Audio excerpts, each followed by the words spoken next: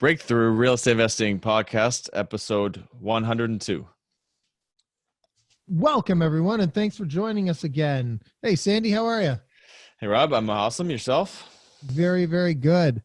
Looking forward to this interview. It's going to be an We've got a great guest standing by. We're excited. We'll get to that in just a minute. Let's start through the housekeeping items again. As always, want to encourage everyone to go over to our website, breakthroughreipodcast.ca, and you can listen to every episode. You can comment on the episodes. You can download our free report there, The Ultimate Strategy for Building Wealth Through Real Estate, which will also get you on our email list and get you updates on all of our episodes, all of our events, street tours, a whole bunch of stuff, a whole bunch of added value there that you don't want to miss out on. So go over and get on the list there and get that free report at the same time.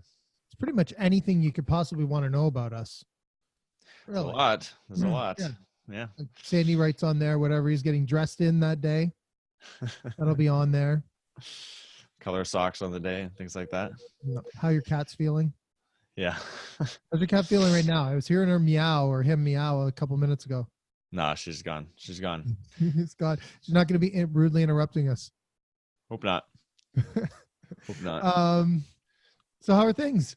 Things are fantastic. You know, we're getting in the prime time to be buying properties, right? End of the year. So I think that's the message we're putting out there to our clients and ourselves and everyone else we talk to is it's a good time to be buying. So end of the year, people are asleep at the wheel, busy with other things. And we've noticed in the years past, there's a little less competition, some opportunities to be had. So we're gonna focus on buying a few things before the end of the year. How about yourself? Yeah, I find the same thing too. And November's always my busiest month, whether it's, well, it must be just that market, right? Or it must be that people are saying, okay, if I'm going to buy my property this year, it needs to be now because Christmas is coming. And, you know, as soon as December hits, things slow down quite a bit.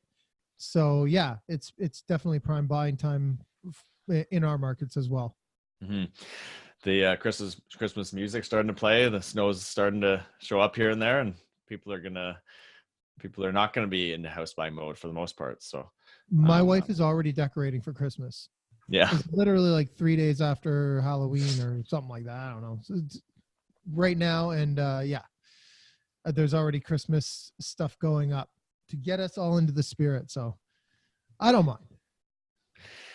One last thing I want to mention too is that people should hop on over to iTunes as well and leave us a rating and review.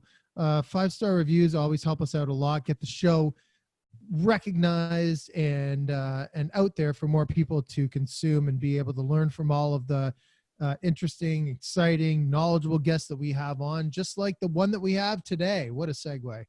Yeah, there you go. Brady is here with us. How are you, Brady? I'm doing great, guys. Thanks a lot for having me.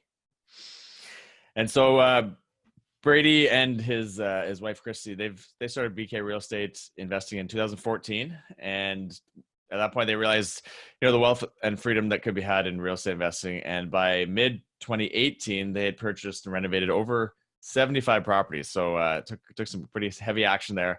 And throughout the journey, they created and perfected strategies and systems to make renovations, co-venture partnerships, and property management run smoothly. And BK Real Estate Investing has won a bunch of awards: 2015, 2017, 2018, Reigns Top Player of the Year Award. 2017, they were Canadian Real Estate Wealth Joint Venture of the Year Award. And 2017, Reign Co-Venture of the Year Award. And probably some others in there, but those are some of the big ones. And so congrats on those accolades, and welcome to the show, Brady. Glad to have you on. Yeah, thanks a lot, guys. I'm looking forward to chatting with you guys and sharing some knowledge. Yeah, Brady, thanks for being here. Appreciate it. I guess let's start the way we always do. Tell us how you got started in real estate investing. Yeah, so Sandy was saying we actually met a guy, and a lot of people will know Andrew Brennan. And so my wife's a real estate appraiser. I was working for Hydro One at the time, so I was actually teaching the guys how to climb and rope rig trees around the hydro lines. So we were looking for something more, and just happened that Kristy was doing an appraisal for Andrew, and we didn't know him or know of him. And she's like, "Oh, hey, I recognize you. What do you do?" And he said, "Well, you know, I'm a full-time real estate investor, and she's like, "Well, how many properties do you have?" And he said he had Turns out he had 88 doors, right? And he's like, yeah, I bought 16 of those this year, and it was only June. And she's like mind blown, right? She's like, my husband's gonna love to talk to you. So she came in the car, told me about this. I wrote down literally on my notepad, 44 duplexes times 300,000 equals this. How much cash flow? How much mortgage pay down? How much appreciation this guy's making? I'm like, he's making almost $1 million a year. So that's when the light went off. And so that was in 2014. We ended up meeting with Andrew, realized, that we didn't know anything about real estate investing. Meanwhile, we had 2 income properties kind of by accident, but so we really saw the light and started educating ourselves, listening to your podcast. This was 4 or 5 years ago. Reading all the real estate investing in Canada books. Kristy joined Rain. We were doing all the meetups, and in 15 we did one property, kind of figured out our strategy. So that was to buy, convert it to a duplex or second suite, refinance it, and then rent it out. And so that first property went fairly well, and that was kind of like that's when we decided that was our strategy. Actually, that was in 14, sorry. And then, from there, we, just basically tried to scale that strategy, as much as we could over the years.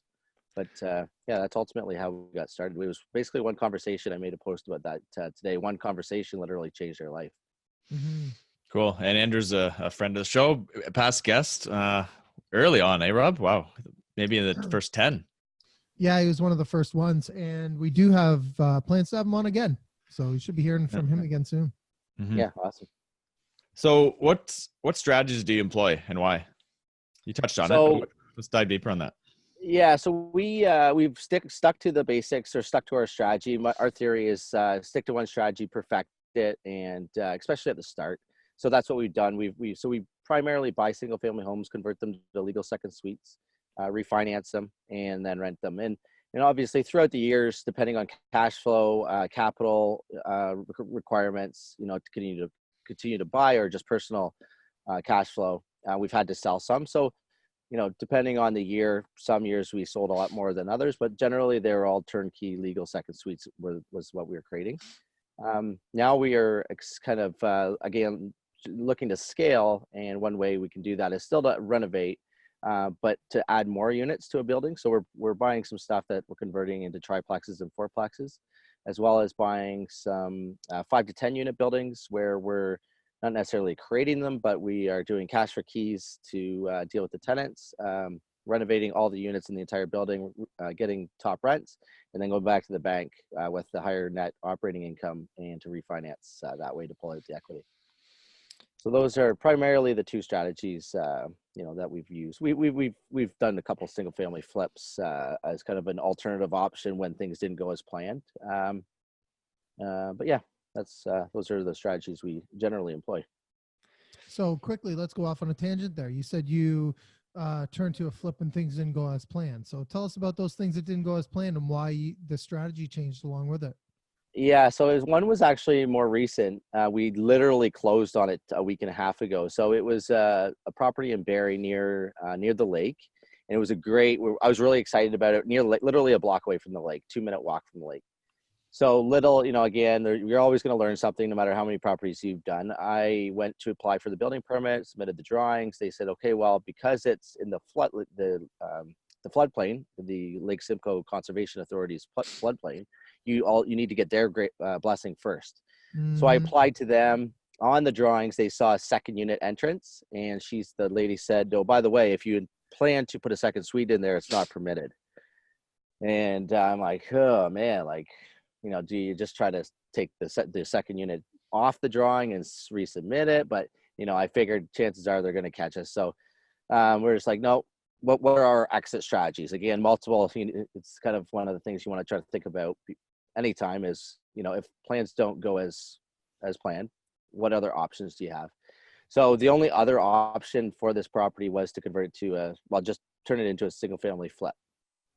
So that's what we ended up doing. Generally, a single family flip costs us a lot more to renovate than a duplex conversion, because the finishes generally need to be a little bit nicer. And at the end of the day, it profited like $15,000, and it took 3 months longer than it should have, or 4 months. So all in all, it wasn't a loss, but nonetheless a learning learning experience for sure. Yeah, and a lot of municipalities do have like a GIS tool where you can go on. Now you're probably aware of it now. I am. Yeah, where you can Yeah. look up floodplain, because that's something that'll stop anybody in their tracks quicker than quicker than anything else. Because yeah, conservation authority. I had a friend of mine who bought something, and the way that it worked around here was that up until a certain point, the applications never went to the conservation authority. And then one day they decided, you know what, that's going to be part of our process. We're going to send all the applications through the conservation authority, and they're going to have the final say on it. Well, when that started happening, there was a lot of applications that were coming back, no. And so the initially you try to fight it, right? And, attempts to do that have proven futile. Yeah. So let's Good to just know. say, not even worth your time to look at anything inside floodplain. It's a very important thing to take into account when buying something. Yeah, absolutely. And Brady, do you focus? Is it all in Barrie? Is it all around Barrie? Where do you actually invest? What locations? So we focus a lot in Barrie. Obviously, it's the largest center, and where we are, it's kind of like the hub of the growth, kind of like Toronto. Barrie is to Toronto. So from Barrie, we go outside into Midland, Collingwood, Orillia, and into Penetang. So the larger of the municipalities around Barrie. The reason we went outside of Barrie primarily initially was just the scalability and our ability back in 2016-17, primarily 17, when the real estate market was booming. There wasn't tons of properties on the market. And we that year we did 32 properties. To sort of find that volume of good deals, we had to look outside of Barrie. And I'm really glad we did, actually, because the other towns have done really, really well since. It's amazing. That's almost 3 a month. Yeah. The average since we've started was about 3 a month. I actually did the math the other day. Very, very cool.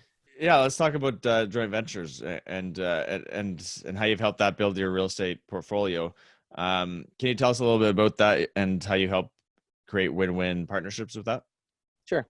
Yeah, so we utilize 80% of the deals that we do are through joint ventures, and so we started this back in 2015.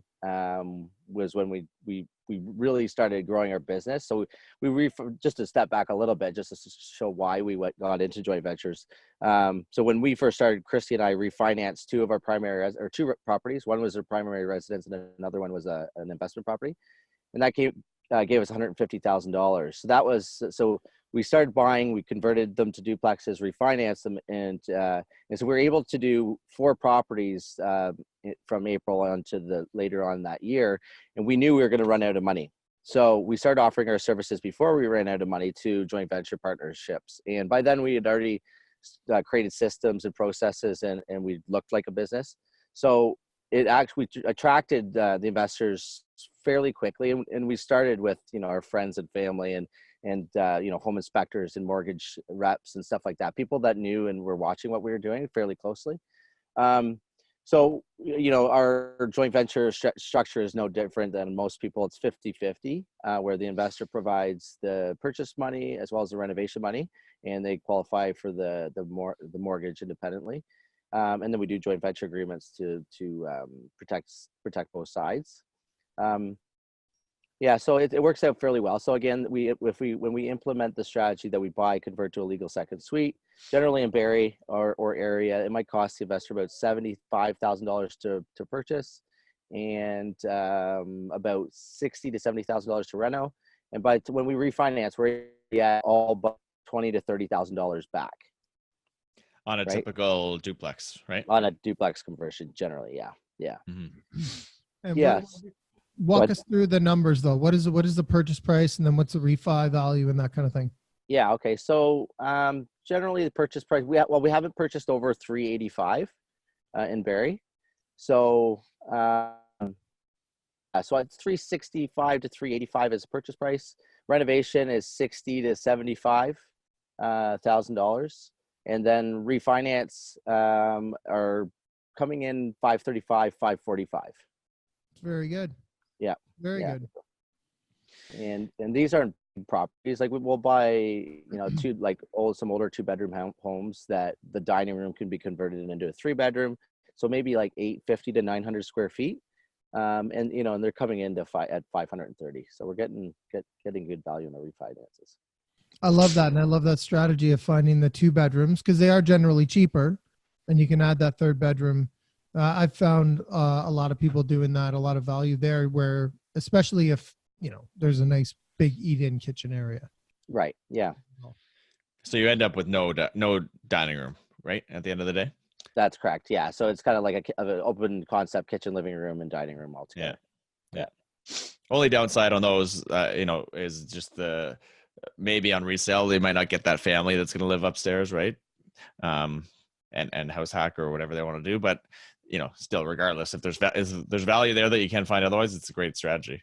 Yeah. Another thing that you can do too is whenever we do that, we're just putting up a wall. We're not attaching it to the floor or the ceiling. So basically, we're just attaching it wall to wall to block that off, make it a bedroom. And then later, trimming it out. The corners are obviously taped, whatever, but you can easily remove those walls. And then we haven't damaged the floor or the ceiling. We're just fixing up the walls. And now you resale. I mean, Sandy, if that's what you're concerned about, at that point, you can always just take the wall out. Yeah, that's a good point. Yeah. I'm just playing devil's advocate. It's all good. Yeah. Yeah. So over the years, we've flipped probably about 30 properties and most of them are legal second suites. And I can't remember one property up here that's actually gone to an owner occupied, which I'm kind of surprised about because if I was a first time home buyer looking to get into the market and I couldn't at the moment, I think, a legal second suite would help qualify. But how do you know for sure though, too? How do you know who's buying it? You think up there should be a lot of first time buyers, right? Buying that stuff. You know what? Well, because we rent them we sell them fully occupied. Right. So that's, yeah. So, we've had a few inquiries where they said, okay, if we bought it, how could we get the tenants out or could we have the top unit vacant? But yeah, it actually, not once has that happened. I'm surprised, but. So do you go into those purchases with two exit plans, sort of like refinance and hold or flip, or do you know going in? Generally, we know going in. Yeah. But certain areas in Barrie, I have no problem buying and holding, and because I'm not too worried about the area. As there's just one particular area in Barrie where it has a bad stigma from the 80s, and it's a great place to buy, great place to rent. You get the same tenant profile as you do across the entire city, but it has a stigma.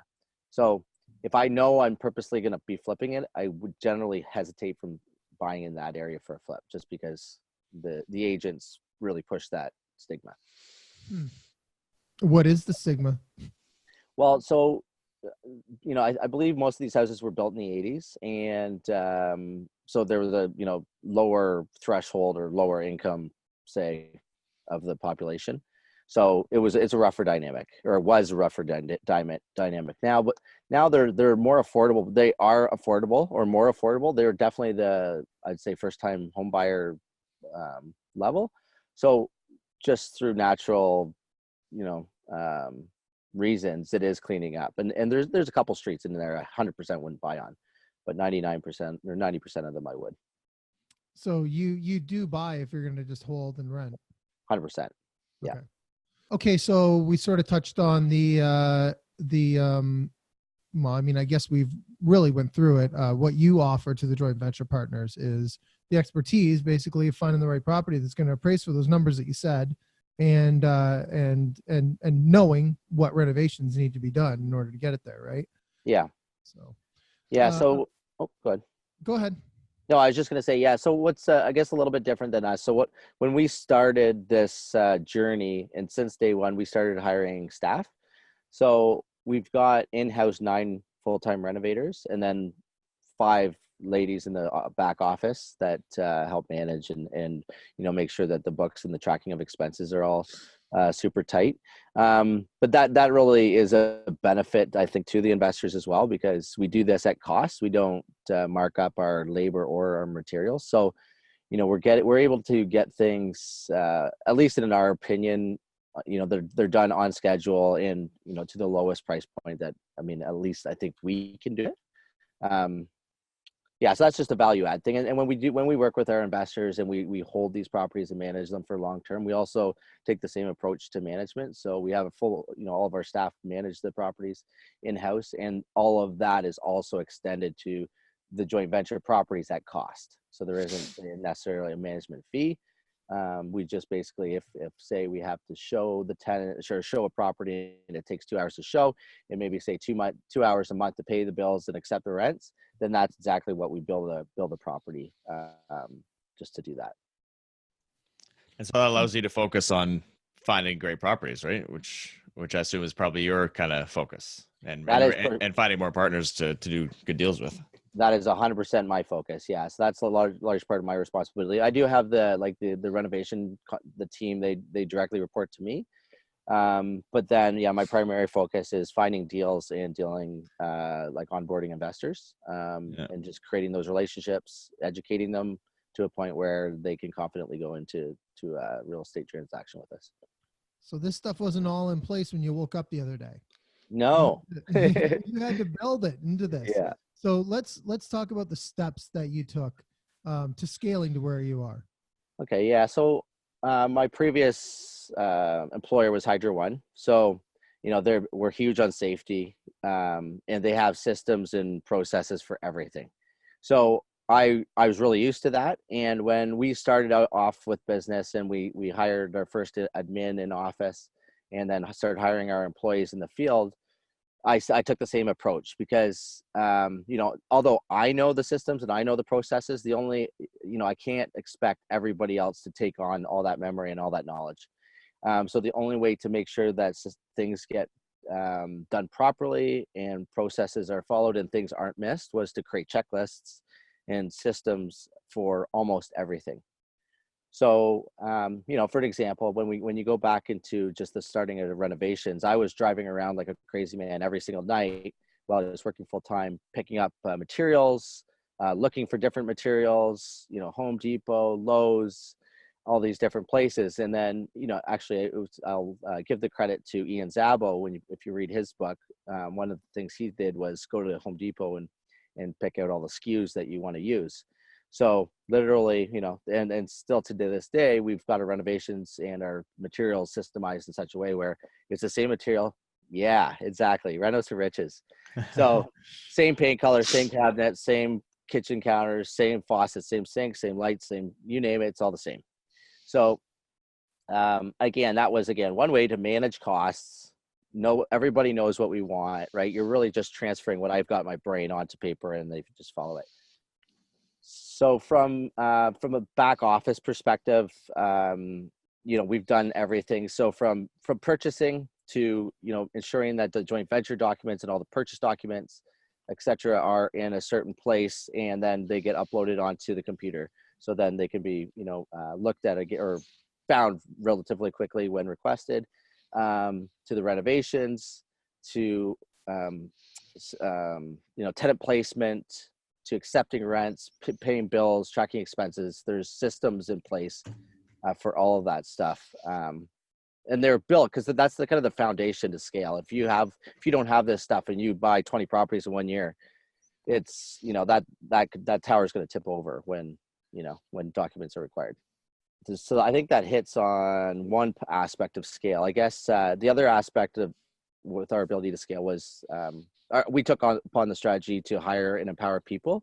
So, there's only so many hours in the day for Kristy and I to do certain tasks. So, if now we have 14, 15-ish people working for us, we're actually able to do 15 times the amount of work. So we've got 2 project managers. They have equal responsibility to manage the rest of the renovation staff. And then we also have an office manager, and then delegated employees who look after different tasks required for bookkeeping and tenant placement, as well as dealing with tenant issues and calls and communication. So having the ability to rely on people that are following your processes and systems really gave us, that ability to take on as many projects as we could. I guess in working with a lot of people like that, you end up talking a lot about goals and goal setting, things like that with others and yourselves. I assume you have some models or systems around that, probably. How do you go about doing that? And how do you've done some pretty cool stuff for only being in this for really full on for 4 years now, doing 3 deals a month. I love the idea of systematizing and all that. I'm sure you have some goal setting tips that you could share with people as well, right? Yeah, absolutely. So, when we first started, you hear everybody about, everybody says the importance of setting goals. Back in the day, we started with Rain. It was, what is your why? Which, I mean, we all need one. We all have to have one because it's the reason why we work so hard is to get something or achieve something. So when we started out, we actually created a dream board, Kristy and I, and we still have that same. That is still the only dream board that we've created. Now, we do know that we need to revisit that, but a lot of the things that we did actually put on there, I was like, there's no way any of this stuff is going to happen, like in recent upcoming years. And it's amazing. You do that and you set that vision and your why, then you really can't achieve it. About half the things on that vision board we were able to get. So the other thing, Kristy and I, obviously there is a lot of value I feel added when two people are pushing each other and working together to one common goal.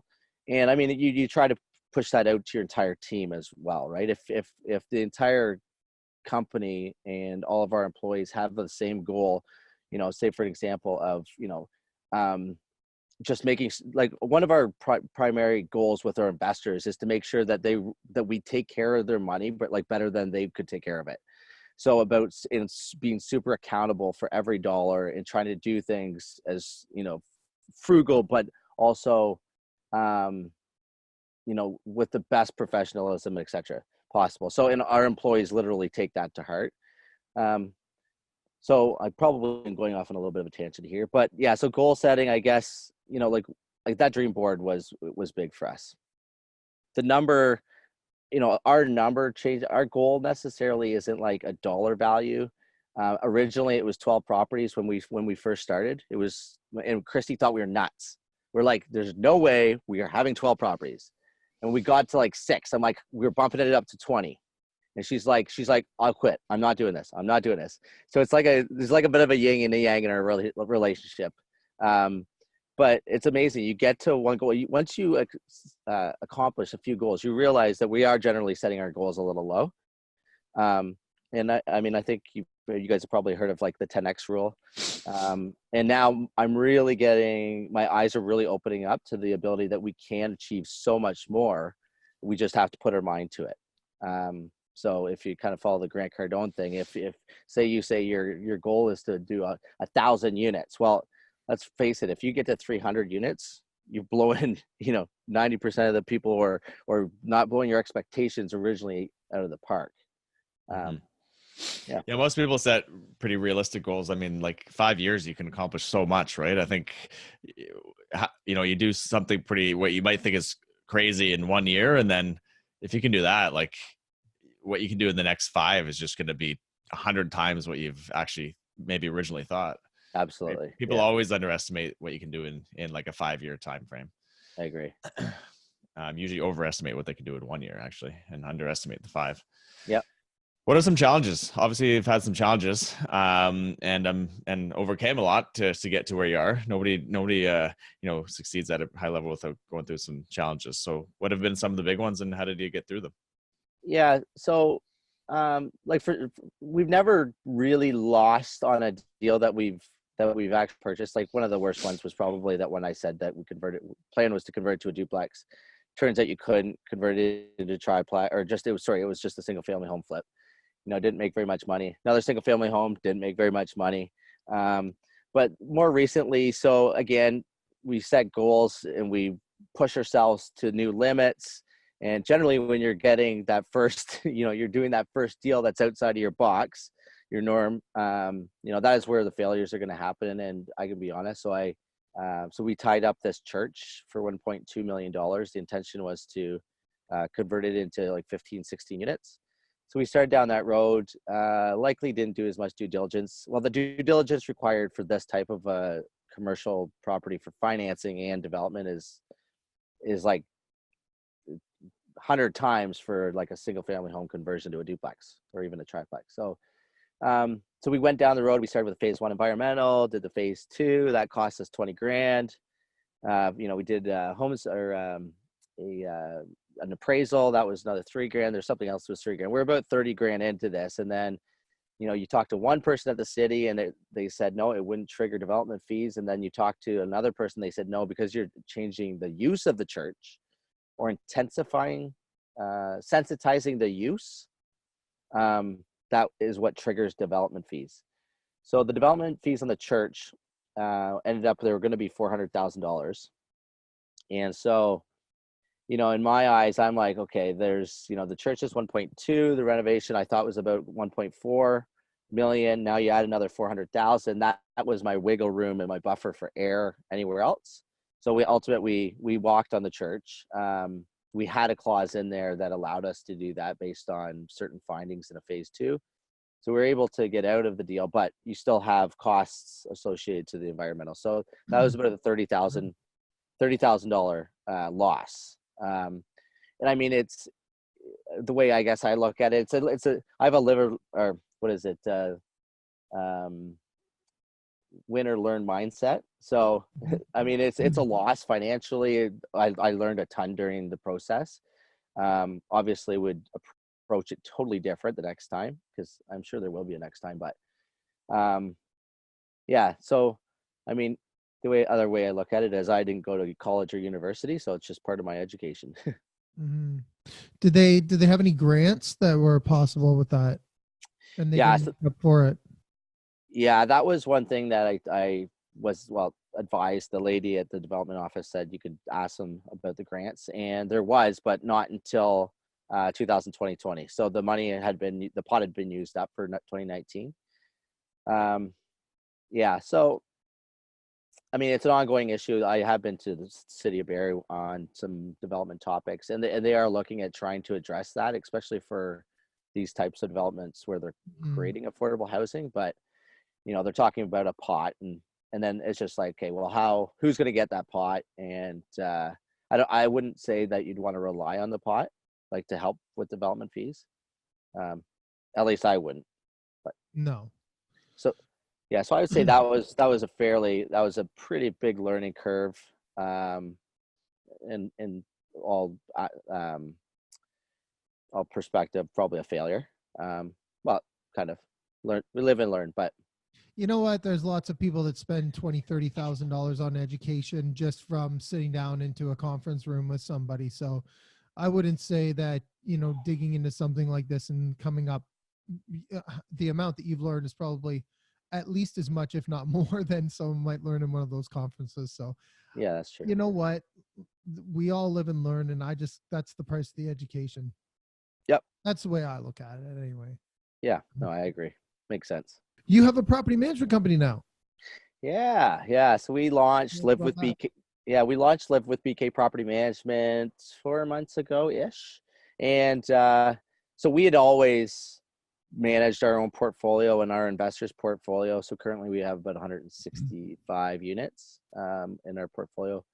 And so what we actually did, so in 2018, Kristy and I were cruising around the Bahamas and in the Florida Keys for about 6 months of the year. And so we thought at the time, okay, well, how can we lighten the load for our staff? How can we lighten the load for Kristy so she can actually enjoy her time down there when we were away? It was like 2 weeks on, 2 weeks off, kind of that we were away. So we thought, okay, well, let's hire a property manager. So that's fine. We knew a property manager in town. We moved our portfolio or our personal properties over to this person, and that's fine. So anyway, about within 6 months, the ultimate thing that happened was we had 2 evictions, and then there was 2 other units where our staff went to do maintenance to the property, where the tenants were just gone. And so that's basically 4 evictions or 4 vacant units, 2 evictions truly, and 2 just disappeared tenants. And we didn't know about this. We weren't told about this. Property manager didn't know about the 2 vacant units. they placed the 2 eviction tenants. I'm like, is this the best option out here? You know, we have a really good track record. We've only had to evict 1 person, and that was before we started, say, real estate investing like a business. So we just said, you know what, let's make sure that we can offer a better service. And so that's where we came up with it. That initially gave us the reasoning to do it, is to make sure that we could provide something better if that's the best that was out there. So yeah, we launched it. We're, you know, so we're looking after properties or managing properties across Simcoe County. So throughout the areas that we invest, we obviously we know the markets very well because we invest in them ourselves. We are offering renovation and maintenance services as well in-house, which is, I think, a value added. So, you know, the landlords don't need to deal with it themselves. If there is a vacancy, then, you know, we can get our team in there basically the day after the tenants move out to do painting, etc. So, you know, the typical property management fees are applied. We can just simply place tenants, you know, to a one-time thing, or we can do the full-on property management where we accept the rents, pay the bills, you know, deal with all the tenant issues and complaints, do inspections, maintenance, renovations, etc. So we're excited to scale that business and add a good service to the market. Right on, right on. So that is called BK Property Management? Yeah, Live with BK Property Management. Live with BK Property Management. Yeah. Okay. Yeah. I'm sure there's some people in the area that'll be reaching out to you, and we'll have all your info in the show notes. So that'll be good. Now, what do you think is your biggest tip that you can leave with people in regards to not treating real estate investing as a hobby, more as a business? Yeah. So, I mean, the first thing you need to realize is that, you know, if you have one property, you have income, right, coming in, and you have expenses. Income and expenses, that's a business, right? So, and I mean, the people that are going to give real estate investing the bad name, or the horror stories that you're going to hear, are from real estate investors who don't treat it like a business, who are, you know, hobby real estate investors, for example. We were there once. We had snakes in the wall. We evicted that tenant, and it cost a ton of money and a ton of renovations. And then we treated it like a business. We educated ourselves. And that's the biggest thing, is education removes a lot of the barriers, and it removes most of the risks associated to investing. So I guess, you know, in essence, that would probably be it, as educate yourself properly.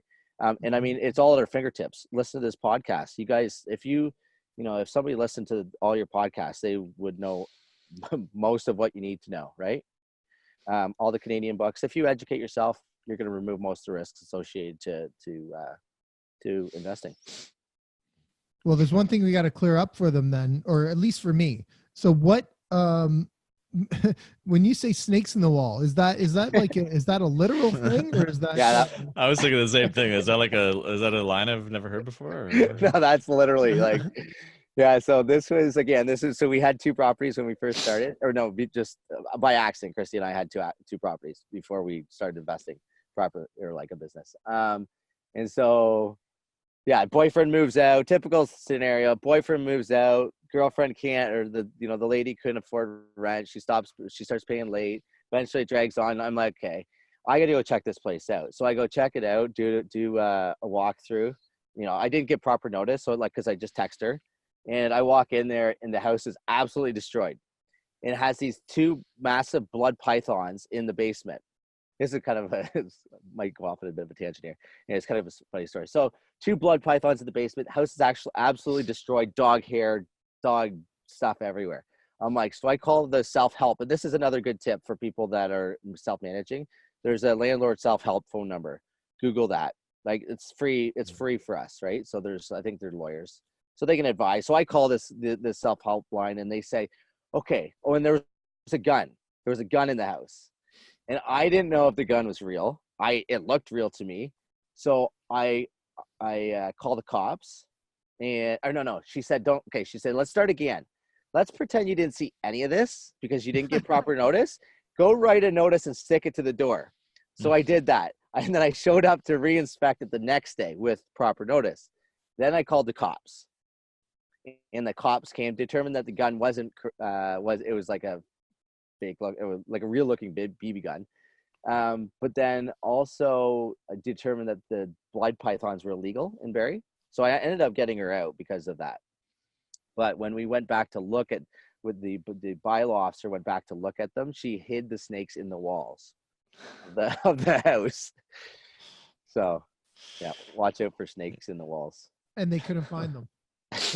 No, they ended up getting them out. Yeah. I realized this after when she had moved out and we had to fix the house.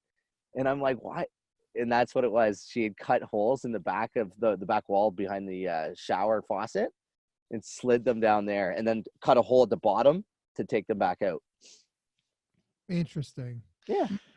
And so just to clarify, you're treating it as a hobby at this point. That was that was hobby investing. Yeah, I don't know. I don't know if going, yeah, let's just try this again tomorrow. Yeah. Probably not the best idea for listening to this. Yeah. No, that's a funny story though. At least you got them out. Yeah, we got them out. That's right. And I actually was able to garnish her wages and get all the money back. So. Oh, nice. Yeah. Yeah, at least she had a job. That can be tough. At least snakes weren't locked in there, or at least they didn't come crawling out when the next person moved in or something. Right? Yeah. Very good. Let's hear about this training system you're working on or you're developing here for investors. You've got something coming out in the new year, so that'll be in 2020. Yeah, 2020. So Kristy and I, again, we've talked about systems on this earlier, but we're big system people. We've spoke at different events. We were just at the Right Club last weekend. She talked for about 20 minutes on systems. I talked about scaling through staff and just your strategy. But the feedback from people, and I think it's an ongoing challenge that we hear, is that how can you scale, and like how do you keep everything straight in your finances and so Kristy's talked about systems, and people are absolutely blown away about it. Generally, I think that's a struggle that people have. So the feedback really opened our eyes to the point that, listen, we need to truly offer an amazing course, teach people, give people the systems that we have, and give them coaching on how they can tailor it to their business. So that's our plan. I'm a type of guy where if I get an idea, it's like, how fast can we implement this? Let's get it done. Like, that's how things get done. So we've actually booked a trip, just Kristy and I. It's a work trip to Mexico on the 21st of November, 7 days, and we'll be coming back out with the content. So we have the systems, and my background is creating content and training for Hydro One. That's what I did. We're in a training center. So so by mid-December, we plan to have it start probably what do they call that, a pilot, and then January we hope to have it be able to roll it out and start offering it to other investors to help them run their business. That is amazing. You'll have to let us know when it comes out. Make sure you let us know, and we can post links for that too.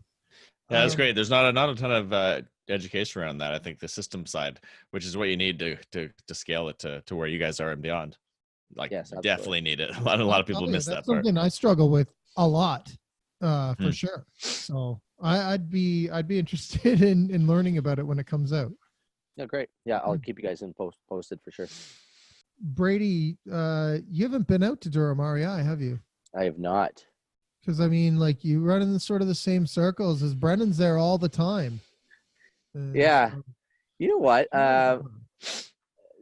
It's kind of weird. Like, well, I'm always looking back at where we were, and as you're growing through this, life of ours, and I'm looking back, and I honestly, I'm just going to be brutally honest here. Well, I think like we're so focused in our business. It's like we had this like funnel strategy where we had one strategy, we perfected it. It's like, it's all you need to do is just keep doing that strategy. But then, as you grow into different aspects of life, you realize that you need relationships, you need to be out there and keep growing.